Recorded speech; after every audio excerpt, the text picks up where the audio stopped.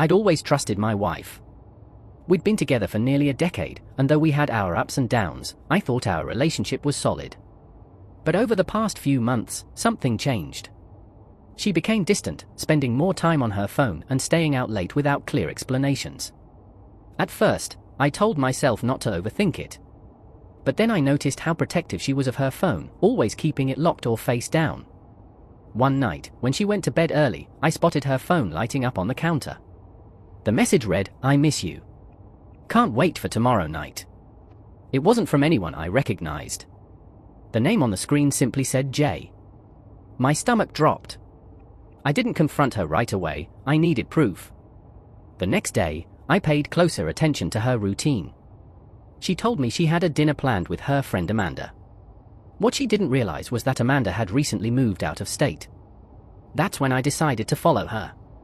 That evening, she left the house dressed more carefully than usual, jeans and a simple top, but with a touch of extra effort, styled hair, perfume, and lipstick she didn't wear for me anymore. I waited a few minutes and then followed her in my car. She drove across town to a small restaurant. From a distance, I saw her meet a man outside. They hugged, and he kissed her on the cheek before they walked inside together. My heart felt like it was being crushed in my chest. I wanted to burst in and confront them right then, but I held back. I needed to plan this right. Over the next few days, I started piecing things together. I checked our shared bank account and saw charges at places I'd never been, restaurants, hotels, and even a flower shop. She was leading a double life. Then, I got my break. I overheard her on the phone while she was in the other room. She said, "I can't wait to see you Tuesday night." Same place? Tuesday came. She left around 7 p.m., telling me she had to work late. By this point, I already knew where she was headed, his apartment. But I wasn't going to let her get away with it this time. I arrived at his place about 30 minutes before she was supposed to. I knocked on the door, and when it opened, I came face to face with Jason. "Who are you?" he asked, clearly caught off guard.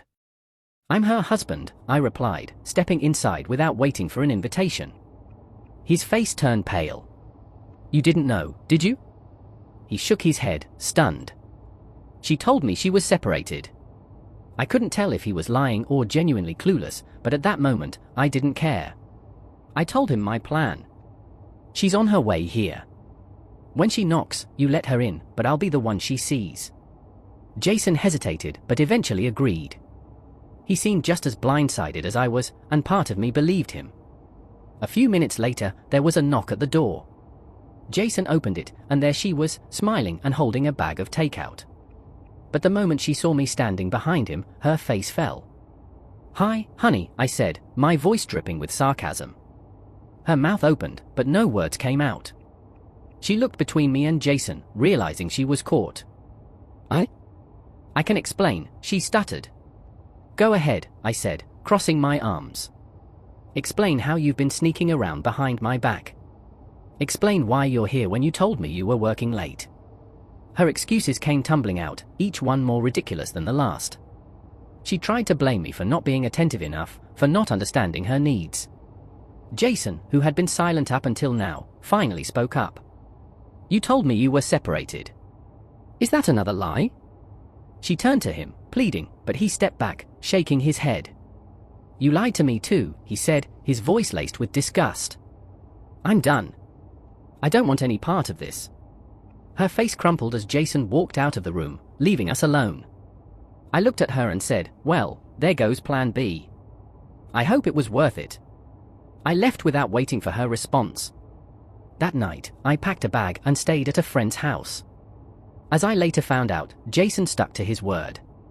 He ended things with her completely, blocking her on everything. She tried reaching out to him just as she tried begging me for forgiveness, but it was too late. In the end, she lost us both because of her lies. I moved forward with the divorce and haven't looked back since. It was painful, but the relief of leaving that toxicity behind was worth every difficult moment.